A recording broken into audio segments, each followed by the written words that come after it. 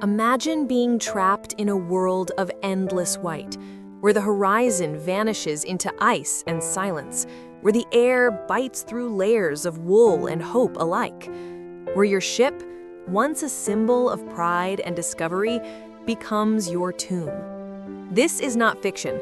This is the story of 129 men who sailed into the Arctic and never came back. The year was 1845. The British Empire stood tall, proud, unstoppable. And these men, aboard two magnificent ships, HMS Erebus and HMS Terror, believed they were destined to etch their names into history. Instead, they vanished into it. Before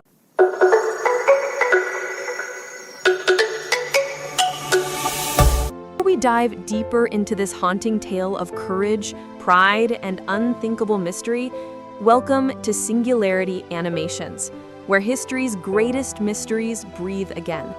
If you love stories that make you wonder, that send chills down your spine, that reveal the forgotten corners of human endurance, then consider subscribing, because this journey, this one, will stay with you long after the ice melts. June 19, 1845. Two ships, HMS Erebus and HMS Terror, set sail from Greenhithe, England. Under the command of Sir John Franklin, a seasoned Arctic explorer and the pride of the British Navy, their mission was to find the legendary Northwest Passage, a sea route connecting the Atlantic and Pacific through the frozen Arctic. The expedition was a marvel of its time, an engineering wonder. The ships were fitted with reinforced hulls lined with iron to withstand crushing ice, steam engines to push through frozen seas, and supplies meant to last 3 years.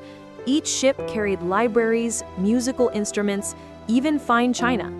They were prepared for everything, except what they found. Their last confirmed sighting came from whalers in Baffin Bay that summer of 1845.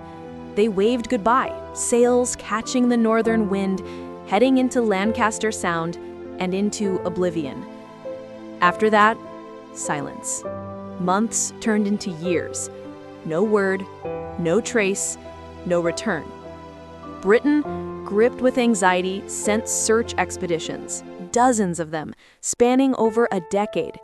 They found clues, fragments, but never the full story. What they eventually uncovered was a tapestry of horror stitched together from whispers of the dead. On Beechey Island, searchers found 3 graves, perfectly preserved by ice. The headstones read, John Torrington, John Hartnell, William Brain. 3 young sailors, faces still lifelike when exhumed, eyes closed as in sleep. They had died within months of setting sail. The autopsies revealed something terrifying, traces of lead poisoning in their tissues. The expedition's canned food, meant to preserve life, had slowly poisoned them. The soldered seams of the tins leached lead into every meal. Each bite, a silent death sentence. The more evidence they found, the darker the story became. Franklin's men were stranded when the ships became trapped in ice near King William Island. They waited, one winter, then another, still believing rescue would come. But by 1848, desperation had set in. A note later discovered in a cairn read, "Ships have been deserted. Sir John Franklin is dead. All well who remain." All well, but they weren't. When later search parties explored the area, they found evidence that chilled the world to its core. Bones cracked open, skulls with cut marks, human remains showing signs of cannibalism. These weren't monsters. They were men, frozen, starving, driven beyond reason by the endless night of the Arctic. Imagine being one of them, watching your friends die one by one, hearing the ice moan around you as you decide between death or survival. No one can truly judge them, because in the white silence of that place, sanity itself freezes. For decades, the final fate of Erebus and Terror remained one of the world's greatest maritime mysteries. stories emerged from Inuit oral history, stories the British ignored for too long. The Inuit spoke of giant wooden ships trapped in ice, men dragging boats across land, dying where they fell. They remembered a ship sinking silently beneath the waves, its masts breaking through the ice like skeletal fingers.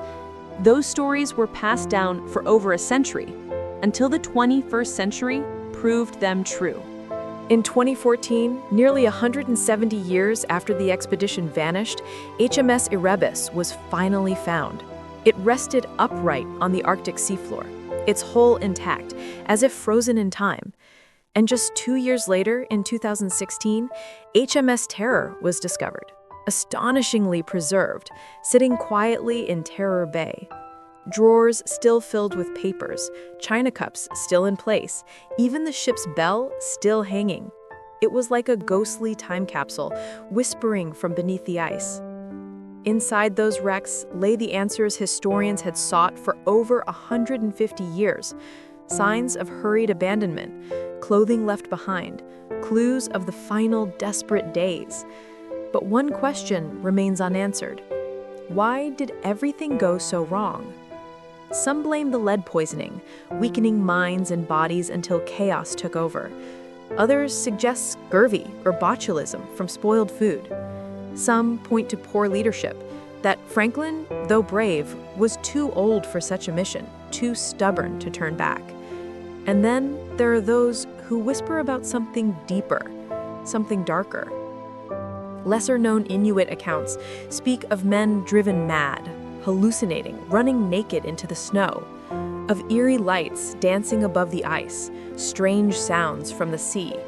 What we now know might be polar auroras or the shifting cry of ice sheets. But in 1845, to men dying in isolation, those sounds could have felt supernatural, almost alive. And yet, even through death and despair, the Franklin expedition changed history. Their tragedy taught explorers the deadly truth of the Arctic. Its beauty hides a merciless heart. It led to improved navigation, better preservation methods, and deeper respect for Inuit knowledge, wisdom that might have saved them, if only they had listened. In a way, those 129 men did chart a passage, not through the ice, but through time, through the frozen pages of history, into the hearts of all who hear their story.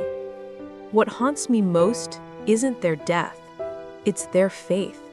Even as their world collapsed, they carried letters, instruments, even silverware, clinging to the rituals of civilization while nature tore it apart. They believed rescue was coming.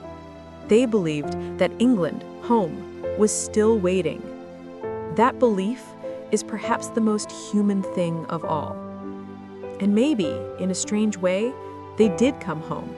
Because today, their story is remembered. Their names are spoken again. And their ships, once lost to the deep, are now protected as monuments beneath Arctic waters. So next time you see a map of the world and your eyes drift north, remember the men who sailed there not for gold, not for war, but for discovery, who believed they could tame the edge of the world and paid their lives trying. This was the Franklin expedition, a story carved in ice, written in courage, and sealed forever beneath the frozen sea. If this story moved you, if it made you feel the weight of history, the loneliness of human ambition, then join us at Singularity Animations. Subscribe and be part of a journey through forgotten worlds and impossible stories. Because here, the past still speaks, and sometimes it whispers your name. World.